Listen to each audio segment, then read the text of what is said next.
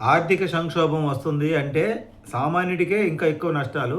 నేను మన గోల్డ్ గురించి సామాన్యులంటే రోజువారీ పని చేసుకునేవాళ్ళు, చిన్న చిన్న వ్యాపారస్తులు వాళ్ళ గురించి వాళ్ళకి గోల్డ్ కొనుక్కుంటే ఎంత ఇబ్బందని చెప్పా.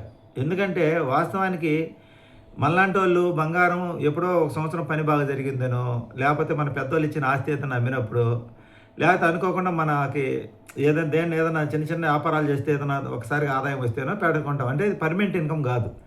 ఉదాహరణకు నేను నా పొలం అమ్మినప్పుడు కాస్త గోల్డ్ చేయించాను. రియల్ ఎస్టేట్ స్థలాల మీద పెట్టుబడి పెట్టా. ఒక 2, 3 స్థలాలు అమ్మినప్పుడు డబ్బులు వచ్చినప్పుడు అప్పుడు కాస్త చేపించా. అది రెగ్యులర్ ఇన్కమ్ కాదు. అది ఒక 2 సంవత్సరాలు, 3 సంవత్సరాలు జరిగింది. తర్వాత ఒక స్థలం కొన్నాను. దాంట్లో డబ్బులు బ్లాక్ అయిపోయినాయి. అక్కడి నుంచి నేను గోల్డ్ ఏం చేయించలా. అప్పటి నుంచి నేను చేయించిన గోల్డ్ బ్యాంకులో పెట్టుకుంటూ, దానికి సంవత్సరం వడ్డీ కట్టుకుంటూ తీసుకొస్తూ మళ్ళీ ఇట్లా మెయింటైన్ చేసుకుంటూ రొటేషన్ చేసుకుంటున్నాం. అంటే నాలాంటి వాళ్ళ పరిస్థితి, చాలామంది పరిస్థితి. అంటే మనకి చేతి వృత్తులు రెగ్యులర్గా ఏదైనా రిపేర్లు చేసుకునే మెకానికల్ కావచ్చు, రైతులు కావచ్చు, ఇకపోతే చిన్న చిన్న రెడీమేడ్ షాపులు పెట్టేవాళ్ళు కావచ్చు, చిన్న చిన్న హోటళ్ళు పెట్టేవాళ్ళు కావచ్చు, టీ షాపులు పెట్టేవాళ్ళు కావచ్చు. వీళ్ళందరూ కూడా మధ్యతరగతి లెక్కకు వస్తారు. మధ్యతరగతి అంటే లోయర్, అప్పర్ కూడా కాదు. అప్పర్ అంటే జాబ్ చేసుకుంటూ నెలకి 1,00,000, 2,00,000 శాలరీ వచ్చేవాళ్ళు కూడా మధ్యతరగతులు ఈ రోజులు. ఎందుకంటే పిల్లల చదువులు బాగా కాస్ట్ అయిపోయింది కాబట్టి సంవత్సరానికి 10 లక్షలు ఇన్కమ్, 6-7 లక్షలు లోపల వచ్చే వాళ్ళందరూ కూడా, 6 లక్షల లోపు వచ్చేవాళ్ళు సామాన్యులు, 10-12 లక్షలు వచ్చేవాళ్ళు ఒక రకంగా, అంటే మిడిల్ క్లాస్లో ఒక రకం. ఇంకా సంవత్సరానికి 2 లక్షల ఆదాయం వచ్చేవాళ్ళు పేదవాళ్ళ కింద లెక్క పరిగణిస్తారు. నేను అనుకోవడం జనరల్గా, ఇప్పుడు లెక్క అదే కదా.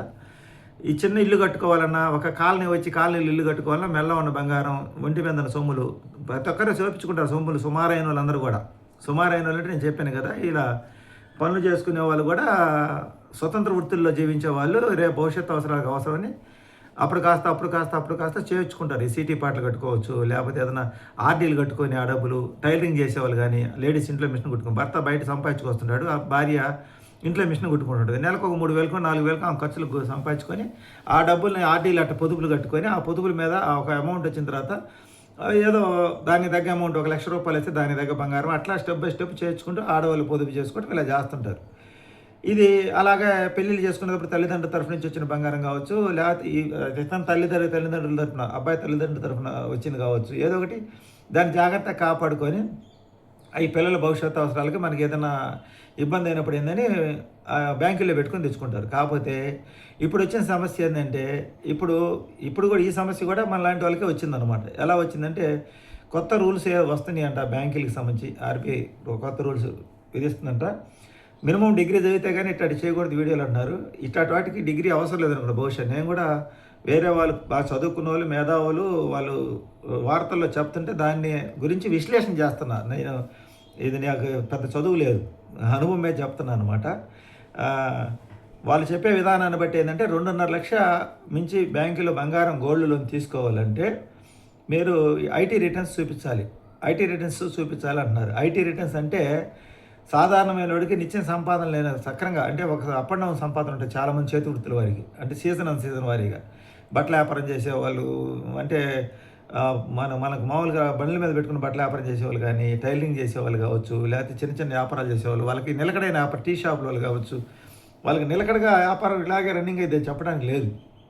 ఎందుకంటే అతను ప్లాట్ఫామ్ మీద టీ కొట్టు ఎప్పుడైనా రోడ్ల విస్తరణలో భాగంగా వెళ్ళిపోవచ్చు, ఎప్పుడైనా లేపచ్చు. అంటే అది భద్రత లేని వ్యాపారం, కానీ సంపాదన వస్తుంటుంది. పుల్కా బండి కావచ్చు, ఇలా ఇడ్లీ బొండాలు కావచ్చు, వీళ్ళంతా ప్లాట్ఫామ్ మీద బండ్లు పెట్టుకుని చేసేవాళ్ళు. అట్లనే వాళ్ళు తక్కువ అంచనా వేయటం లేదు. వాళ్ళ సంపాదన రోజుకి 1,000 రూపాయల నుంచి రోజుకి 3-4 వేలు సంపాదించే వాళ్ళు కూడా ఉండరు.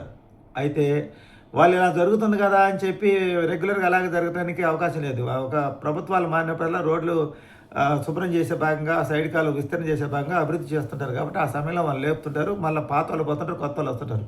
అప్పుడు ఆర్థికంగా వాళ్ళు ఇబ్బంది పడతారు. అప్పుడు వాళ్ళు సంపాదన ఏ విధంగా ట్యాక్స్ చూపించగలరు? వాళ్ళు చూపించలేరు కదా. నాలాంటి వాళ్ళు కానీ ఇప్పుడు నా షాప్ 6 నెలలు తీసేసి మళ్ళీ షాప్ పెట్టుకోవడానికి మళ్ళీ టైం పట్టింది. ఇప్పుడు ఈ టైంలో మనం ఏం చేస్తామంటే, మనకు జరుగుబాటు కావడానికి గోల్డ్ లోన్ తెచ్చుకొని మళ్ళీ ఏదైనా షాప్ పెట్టుకోవడానికి ప్లాన్ చేస్తుంటాం. మనం అదే ప్లాన్ చేసేది మనం కూడా. అప్పుడు ఏం చేస్తాం, మనం 2.5 లక్షకి మించి పరిమితి మించేవాలంటే ఇంకో ట్యాక్స్ కట్టాలంటే అది అసలు మనకు తెలియాలి కదా. అసలు మన సంపాదన అంత రావాలి కదా, ట్యాక్స్ చూపించాలంటే. మనకు వచ్చేది సంవత్సరానికి 2 లక్షలు, 3 లక్షల సంపాదనలో మనం ట్యాక్స్ ఏం చూపిస్తాం?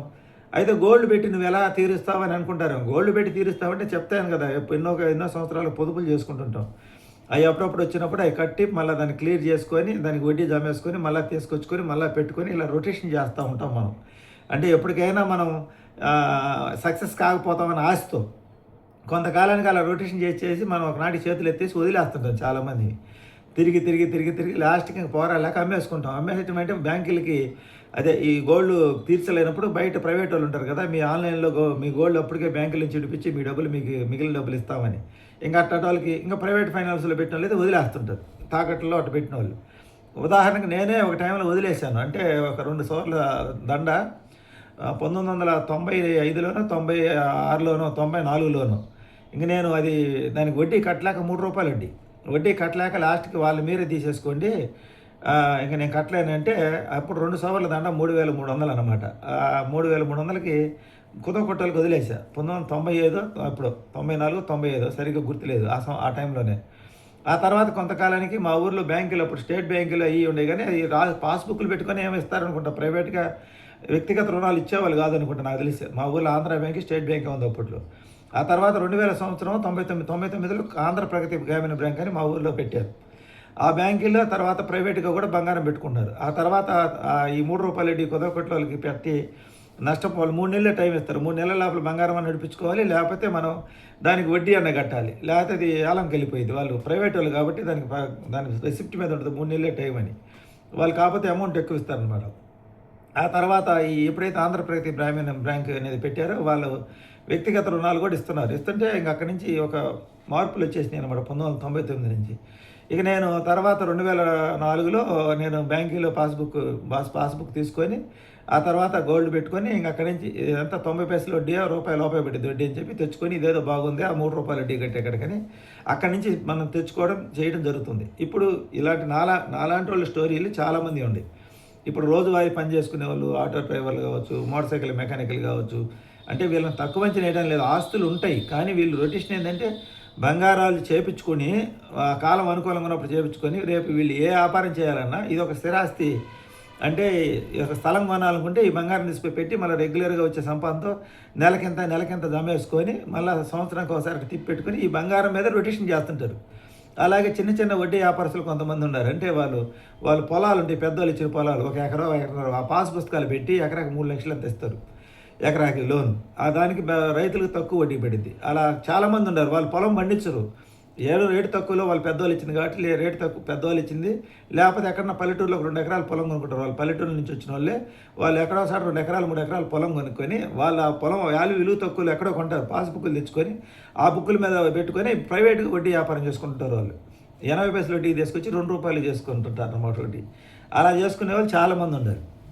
ఇప్పుడు ఇలాంటి వాళ్ళందరికీ కూడా చెక్కు పడిద్ది. ప్రతి ఒక్కరు ఇన్కమ్ ట్యాక్స్ లెక్క రావాలని ప్రభుత్వం ఈ ఆలోచన చేసింది. ఇప్పుడు దీనివల్ల ఇబ్బంది పడేది ఎవరంటే మనలాంటి వాళ్ళు చాలామంది ఉంటారు. దాదాపు ఇప్పుడు చాలామంది ఇబ్బంది పడతారు. ఇప్పుడు ఈ 18 లక్షలు, 20 లక్షలు, 30 లక్షలు బంగారం మీద లోన్ తెచ్చుకునే మధ్యతరగతి వాళ్ళు అప్పర్. అంటే వాళ్ళు బిజినెస్లు చేస్తుంటారు. ఈ వ్యాపారాలు చేస్తుంటారు. చేసి వాళ్ళు గోల్డ్ చేపించి ఆ గోల్డ్ ఎప్పుడు బ్యాంకులోనే ఉంటుంది. వీళ్ళు వడ్డీలు కట్టేది తర్వాత తీసుకొచ్చి రొటేషన్ చేస్తుంటారు. అంటే 2-3 రకాలుగా పెట్టి ఒకటి క్లియర్ చేసి దాన్ని పెట్టి మళ్ళీ దీన్ని క్లియర్ చేసి మళ్ళీ దీన్ని పెట్టి దాన్ని క్లియర్ చేసి లేకపోతే ఈ లోపల ఎవరో ఒకరి దగ్గర అడ్జస్ట్మెంట్ 2-3 రోజులకు డబ్బులు తీసుకొచ్చి అది మళ్ళీ పెట్టి వాళ్ళు వడ్డీ వేసిస్తుంటారు. చాలామంది ఇదే పని చేస్తుంటారు. నాకు తెలిసి చాలామంది ఇదే పనిలో ఉండరు. వాళ్ళు చెప్పిన లెక్కల ప్రకారం ఒక్కొక్కరు 25 లక్షల రూపాయల బంగారం బ్యాంకులో ఉంది, 18 లక్షల రూపాయల బంగారం బ్యాంకులో ఉంది. ఈ వ్యాపారం ఎలా పెట్టావు, ఇంత ఇల్లు ఎలా కట్టావంటే ఇట్లా నేను గోల్డ్ పెట్టి తెచ్చుకున్నాను, ప్రైవేట్గా బయట తెచ్చుకున్నాను, ఇట్లా మేము రొటేషన్ చేసుకుంటున్నాం అని చెప్పి. అలాగే చిన్న రియల్ ఎస్టేట్ వ్యాపారస్తులు కూడా ఇదే చేస్తుంటారు ఎక్కువ. ఇప్పుడు ఏమవుతున్నాయి, ఈ బ్యాంకులో వడ్డీ తక్కువ కాబట్టి 80 పైసలు 90 పైసలు బార్ వడ్డీ సరాసరి అక్కడ ప్రాసెసింగ్ ఛార్జ్ ఉంటుంది. అని కరెక్ట్గా నాకు తెలియదు ఎలా అంటారు. ఆ బ్యాంక్ ఛార్జెస్ ఏదో ఉంటుంది పెట్టినప్పుడు అవన్నీ కలుపుకొని చూసినా కూడా అది మహా అయితే సంవత్సరానికి రూపాయికి మించి పడదు వడ్డీ. అదే ప్రైవేట్ మార్కెట్లో ఏమంటే 3 రూపాయల దాకా వడ్డీ ఉంటుంది. సంవత్సరం అంతా కట్టేస్తారు. అందువల్ల చాలా నష్టపోతారు. కాబట్టి ఇప్పుడు ఇంట్లో వాళ్ళు బంగారం అడిగినా వీళ్ళకి ఏదైనా అదృష్టం కలిసి వచ్చినప్పుడు, అంటే అదృష్టం అంటే అనుకోకుండా ఎప్పుడన్నా కట్టిన డబ్బులు కానీ లేకపోతే ఎక్కడో ఉన్న స్థలం అమ్మినప్పుడు కానీ లేకపోతే ఏదైనా పెద్దవాళ్ళు ఇచ్చిన ఆస్తి కలిగినప్పుడు అప్పుడు ఇంట్లో ఆడవాళ్ళ కోరిక మేర చేపిస్తారు. లేకపోతే ఈ ఆడవాళ్ళు మిషన్ పెట్టుకొని పొదుపు చేసుకుంటే కొంత భర్త కలిసి చేసేయటం. ఈ తర్వాత మీకు అవసరమైనప్పుడు బ్యాంకులో పెట్టుకొని ఆడవాళ్ళు అంటాము. ఎందుకంటే ఇదే జరుగుతుంటుంది. మళ్ళీ మధ్యతరగతుల బంగారం అంతా కూడా టన్నుల కొద్దీ నాకు తెలిసి బ్యాంకుల్లోనే ఉంటుంది. వాస్తవానికి ఆ బంగారం కొట్లు వ్యాపారం జరుగుతుందన్నా కూడా సరే ఇవాళ మనం 1 లక్ష రూపాయల బంగారం చేపిస్తే మనకేదైనా అవసరం అయినప్పుడు అప్పటికి ఆ రోజు బంగారం రేటు పెరిగింది. మనం చేయించే ₹1,00,000 ఎట్టా లోన్ వస్తది. అనే లెక్కలో ప్రతి ఒక్కరు ఇలా బంగారం అనేది కొనడం జరుగుతుంది. అంటే మనకేదైనా అవసరం వస్తే దబక్కన బ్యాంకులో పెట్టుకోవచ్చు కదా అని. ఇప్పుడు అవకాశాలు కూడా లేవు. 2,50,000కి మించి ఇవ్వరంట. మరి ఇలాంటి పరిస్థితి గాని వస్తే ఇంకా ఇబ్బంది పడతారు. సామాన్యులైతే చాలా ఇబ్బంది పడతారు. కానీ ఏదొచ్చినా అటు తిరిగి, ఇటు తిరిగి సామాన్యుడికి సమస్య. ధనవంతుడికి ఏమి ఇబ్బంది లేదు. ఇప్పుడు పెద్ద పెద్ద వ్యాపారాలు చేసే వాళ్ళందరూ కూడా వాళ్ళు కాకపోతే మళ్ళీ ఇన్కమ్ ట్యాక్స్ రిటర్న్ చూపిస్తే ఎంతో కొంత ట్యాక్స్ కట్టి వాళ్ళు మళ్ళీ ఈ గోల్డ్ బిజినెస్ వాళ్ళు ఈ గోల్డ్ లోనే తెచ్చుకుంటారు. కాకపోతే సమస్య ఏంటంటే మనలాంటి వాళ్ళు ఇంక అట్టాటి వాళ్ళ దగ్గరికి పోయి వాళ్ళు మధ్యవర్తిత్వం వాళ్ళ పేర్ల మీద పెట్టి వాళ్ళ కమిషన్ ఇచ్చి మనం చేసుకోవాల్సిన పరిస్థితి వస్తుంది. అప్పుడు భద్రత ఉండదు దానికి. తీరా అట్ట కూడా లాభపడేది వాళ్ళే. ఇప్పుడు కూడా లాభపడేది ఇలాంటి టెక్నికల్ తెలివితేటల వల్ల లాభపడతారు. ఇప్పుడు సామాన్యుడు అనేవాడు చాలా ఇంకా నష్టపోయేదానికి అవకాశం ఉందన్నమాట ఈ యొక్క రూల్స్ వల్ల. అందువల్ల 2.5 లక్షల పరిమితి కాదు, మినిమం ప్రతి ఒక్కరికి 5 లక్షలు అనేది అవసరం ఉంటుంది. 5 లక్షల వరకు ఒక బిడ్డ పెళ్లి చేయాలంటే పై ఖర్చులు 5 లక్షలు అయింది. మనం పక్కన ఏదైనా గవర్నమెంట్ ఏదైనా ఇంటి స్థలం ఇచ్చి ఇల్లు కాలనీ వచ్చినా పైన ఇల్లు బాగా కట్టుకుంటే మన చేతి 5-6 లక్షలు 7 లక్షలు పడతాయి. మినిమం సామాన్యులు అందరూ పేదవాళ్ళే. పేదవాళ్ళంటే ఆ పూట కాపాటు వడ్డీకి తెచ్చుకొని ఉన్న బంగారం పెట్టుకొని తాకట్టు పెట్టుకొని ఆ ఇల్లు ఒక నెల వేసుకుంటే ఉండొచ్చు అనే లెక్కలో ఇలా ఏ రోజుకి ఆ రోజు హోటల్లో పని చేసుకునే కావచ్చు, సర్వర్లు కావచ్చు, సైకిల్ మెకానికల్ కావచ్చు, బైకులు మెకానికల్ కావచ్చు, ఆటో డ్రైవర్లు కావచ్చు, లారీ డ్రైవర్లు కావచ్చు, బస్ డ్రైవర్లు కావచ్చు, ఈ 60-70 వేలు 50,000 లోపల సంపాదన ఉండే వాళ్ళందరికీ ఈ బంగారం అనేది ఒక ధైర్యం, ఒక భరోసా. సడన్గా ఏదైనా హాస్పిటల్కి పోవాల్సి వచ్చినా టప్పున బంగారం పెట్టి హాస్పిటల్కి వెళ్తాం. నా కరోనా టైంలో బంగారం బ్యాంకులో పెట్టబట్టి నేను బతికి ఆ రోజు 1,16,000 1,10,000 బంగారం 85,000కి ఆ రోజు బంగారం పెట్టి ఆ డబ్బులు తీసుకొస్తే నా దగ్గర ఒక 25,000 ఉంటుంటే కరెక్ట్గా 1,10,000 సరిపోయింది నేను బయటకు డిశ్చార్జ్ చేసేవారికి. అంటే పై ఖర్చులు కానీ మందులు కానీ 2 నెలలు పని లేదు కాబట్టి. ఇలా ఈ ప్రతి ఒక్క అవసరానికి గోల్డ్ ఉందనే ధైర్యంతో సామాన్యులందరూ బతుకుతున్నారు. మొన్న ఎవరో చెప్పారు బంగారం కొంటే మంచిది అని. నేను చెప్పేది ధనవంతుల విషయం కాదు, సామాన్యుల విషయం. ఈ సామాన్యులు వాస్తవానికి బంగారం కొంటారే కానీ వీళ్ళకి ఒక భరోసా కింద, లేకపోతే నలుగురిలో ఎక్కడైనా ఫంక్షన్లకు పోయేటప్పుడు ఆడవాళ్ళు చిన్నతనంగా ఉంటుందని కొంటారే కానీ వాస్తవానికి వీళ్ళు అది పెరిగిన రేటు కానీ వీళ్ళు కట్టే వడ్డీ ఎక్కువగా ఉంటుంది. మీరు గమనిస్తే అక్కడ పెరిగే రేటు కానీ వీళ్ళు కట్టే ఎక్కువ వడ్డీ. ఎందుకంటే వీళ్ళ బంగారం ఎప్పుడు బ్యాంకులో ఉంటుంది. ఏదైనా ఫంక్షన్లకు పోయేటప్పుడు సంవత్సరం అది తీసుకురావడం, తీసుకొచ్చిన 2వ రోజు 3వ రోజు నిద్ర చేయడానికి ఇంట్లో అవకాశం లేదు. 3వ రోజు మళ్ళీ ఏమన్నా పెట్టి ఆ తెచ్చిన వాళ్ళకి డబ్బులు వాళ్ళకి రొటేషన్ చేసి వడ్డీ కట్టి రొటేషన్ చేస్తుంటారు. అలా బంగారం 15 లక్షలు 20 లక్షలు పెట్టి బంగారం వ్యాపారాలు పెట్టిన వాళ్ళు నాకు తెలిసిన వాళ్ళు 2-3 ఉన్నారు. వాళ్ళు 19 లక్షలు 20 లక్షలు బంగారం బ్యాంకులో పెట్టి ఆ డబ్బులు వడ్డీ వాళ్ళు ఎంత కడుతున్నారంటే సంవత్సరానికి ఇంకా ఆలోచన చేయండి. నెలకి 20,000 లెక్కన 19,000 లెక్కన వేసుకున్నా కూడా రూపాయల లెక్కన సంవత్సరానికి ఎంత కడుతున్నారు? 2 లక్షలు 3 లక్షలు వడ్డీలు కడుతున్నారు సంవత్సరానికి. ఇప్పుడు వాళ్ళందరూ ఇన్కమ్ ట్యాక్స్ చూపించేవాలంటే వాళ్ళ వ్యాపారం రెగ్యులర్గా ఇలాగే జరిగిద్దని చెప్పడానికి లేదు. ఒక సంవత్సరం ఉంటుంది, ఒక సంవత్సరం నష్టపోతారు అదే బిజినెస్ పక్కన పెడితే. ఇలా ఇబ్బందులు పడతారనేది నా అభిప్రాయం. నేను ఇప్పుడు ఈ విశ్లేషణ చేయడానికి పెద్దగా చదువు అవసరం లేదు అనుకుంటే వయసు అనుభవం సరిపోయిద్దేమో. నా అనుభవాలు షేర్ చేసుకుంటున్నాను అంతే.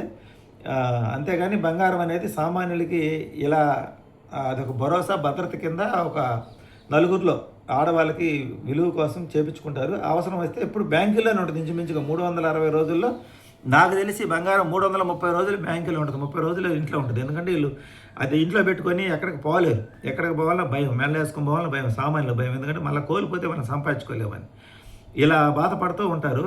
పెద్ద పెద్ద ధనవంతులు బంగారం కొంటే వాళ్ళకి ఆదాయం వస్తుంది. వాళ్ళ గురించి ఇక్కడ చెప్పట్లే మేము. మనలాంటి వాళ్ళ గురించి ఏ పూటగా అప్పుడు సంపాదించుకునే వాళ్ళ గురించి చెప్తున్నా. ఇప్పుడు ఈ కొత్తగా వచ్చే రూలు వస్తుందో రాదో నాకు తెలియదు. నేను కూడా న్యూస్లో చూసే చెప్తున్నా. ఇది కరెక్ట్ అయిందా రాంగ్ అయినది నాకు కూడా తెలియదు. ఇలా వస్తే మన పరిస్థితి ఇంకా కష్టంగా ఉంటుంది అనేది నేను చెప్తున్నాను. ఎందుకంటే అందరం పెద్దగా చదువుకున్న వాళ్ళం కాదు. ఈ ఇన్కమ్ ట్యాక్స్ రిటర్న్స్ ఇవన్నీ దానికి కూడా 6 లక్షలు దాటితే సంపాదన దాటితే మనకంతా మనం ఎవరిని చూసినా 3 లక్షలు 3.5 లక్షలకి మించి సంపాదన ఉండదు. ఇది ఆ తండ్రి కొడుకులు ఇద్దరు సంపాదించినా కానీ ఇంట్లో కుటుంబంలో అలాంటి జీవితాలు ఉండే మనకి పెద్దలు ఇచ్చింది ఏదో కాస్త కోస్త బంగారం కావచ్చు, ఏదైనా కాస్త కోస్త పొలం 1 ఎకరా 2 ఎకరాల పొలం ఉంటే ఆ పాస్బుక్లు పెట్టి ఇలా రొటేషన్ చేసుకుంటూ వడ్డీలు కడతా ఉంటారు. కాకపోతే వీళ్ళ అదృష్టం ఏంటంటే అది రేటు పెరిగింది కాబట్టి వీళ్ళు కట్టే వడ్డీలు మైరా బంగారం రేటు పెరిగింది కాబట్టి అలా ఆనందపడి తృప్తి పడుతున్నారు. అలాగే పాత బంగారం ఏదన్నా తాకట్టు పెట్టి పిల్లలు పెళ్ళిళ్ళప్పుడు వస్తువులు చెప్పి నిదానంగా తెచ్చుకోవచ్చు అనుకుంటారు. దాన్ని అమ్ముకోవడానికి బంగారం కొనరు కదా, పైగా చిన్నతనంగా కూడా ఉంటుంది బంగారం అమ్మాలంటే. కొట్లలో కొనరు సామాన్యంగా. అది మళ్ళీ మేలింగ్ చేయాలి, మేలింగ్ చేస్తే మళ్ళీ దాని రేటు దానికి ఉంటుంది. మనకు మార్కెట్ రేటు మనకి ఇవ్వరు. దాంట్లో చాలా నష్టపోతాం కాబట్టి ఇలా చేస్తూ ఉంటారు ఆభరణాల బంగారాన్ని. ఇప్పుడు ఈ వచ్చిన కొత్త రూల్స్ సామాన్యుడికి ఇబ్బంది. ఇప్పుడు బ్యాంకులు పెట్టే వాళ్ళకన్నా కూడా ప్రైవేట్గా మళ్ళీ ప్రైవేట్ ఫైనాన్స్లో పెట్టి మళ్ళీ ₹2 ₹3 వడ్డీకి తెచ్చుకొని బంగారం ఈ కాపాడుకోలేరు, కోల్పోయేవాళ్ళు. ఇంతకుముందు ఇలాగే కోల్పోయేవాళ్ళు. బయట బంగారం తాకట్టు పెట్టి రూ. 3కి, రూ. 5 తెచ్చుకొని వాళ్ళకే వదిలేస్తే వాళ్ళు చాలామంది ధనవంతులయ్యారు. ఇప్పుడు కోటీశ్వరులు అయిపోయారు ఈ తాకట్టు వ్యాపారం చేసేవాళ్ళు. కోట్లకి అధిపతులు అయ్యారు మాట. ఎందుకంటే ఇంకా సామాన్యుడు విడిపించుకోలేడు. ఇప్పుడు బ్యాంకి కాబట్టి ఎక్కడో ఒకసాట తక్కువ వడ్డీ కట్టి తెచ్చుకుంటారు. కానీ రూ. 3 వడ్డీ లెక్కన బ్యాంకులు బయట ప్రైవేట్గా కట్టాలంటే సాధ్యం అయిపోయింది కాదు.